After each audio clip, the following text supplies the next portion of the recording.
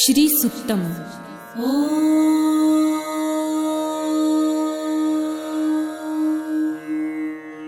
हिरण्यवर्णां हरिणीं सुवर्णरजतस्रजां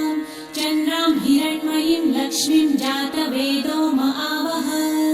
ताम आवह जातवेदो लक्ष्मीमनपगामिनीं यस्यां हिरण्यं विन्देयं गामश्वं पुरुषानहम्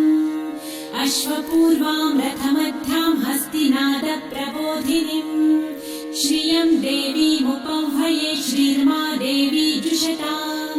कासोस्मितां हिरण्यप्राकाराम् आर्द्रां ज्वलन्तीं तृप्तां तर्पयन्तीं पद्मे स्थितां पद्मवर्णां तामिहोपह्वये श्रियं चन्द्रां प्रभासां यशसा ज्वलन्तीं श्रियं लोके देवजुष्टामुदारां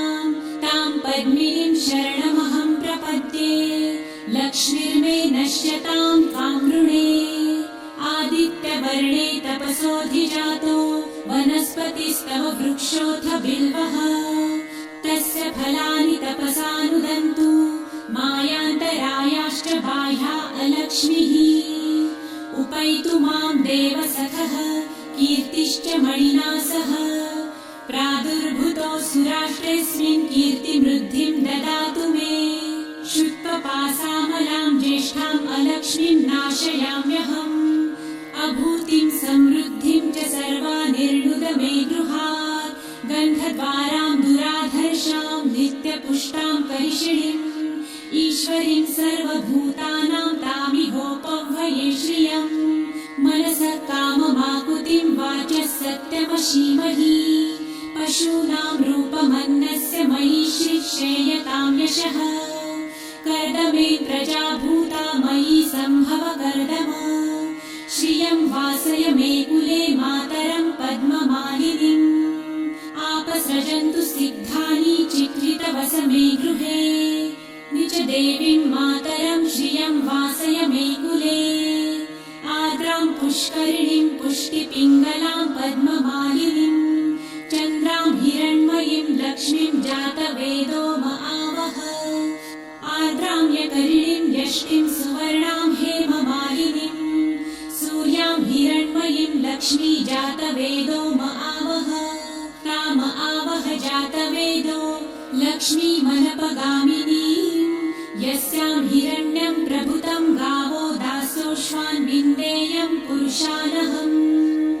यः शुचिः प्रयतो भूत्वा जिहुयादाजमन्वहम् सूक्तं पञ्चदशर्च च श्रीकामः सततं जपेत् पद्मानने पद्म उरु पद्माक्षी पद्मसम्भवे तन्मे भजसि पद्मक्षी येन सौख्यं लभाम्यहम्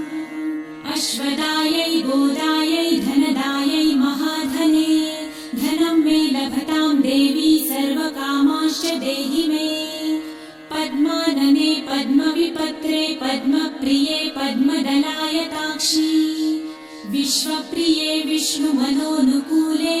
त्वत्पादपद्मं मयि सन्निधस्त्वम् पुत्रपौत्रं धनं धान्यं हस्ताश्वादिगवेरथम् प्रजानां भवसि माता आयुष्मन्तं करोतु मे धनमग्निर्धनं वायुर्धनं सूर्यो धनं वसु धनमिन्द्रो बृहस्पतिर्वरुणं धनमस्तु मे वैनतेय सोमं पिबतु वृतः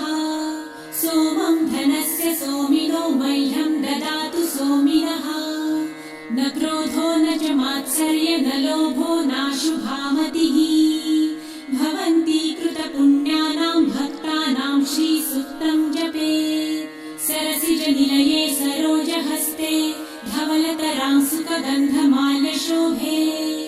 भगवती हरिवल्लभे मनोज्ञे त्रिभुवनभूतिकरी प्रसीद मह्यम्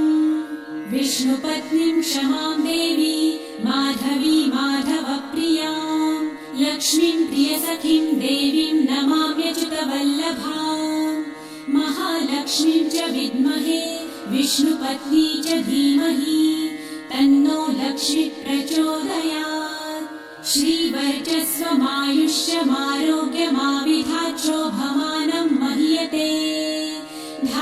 धनं पशुं बहुपुत्रलाभं शतसंवत्सरं दीर्घमायुः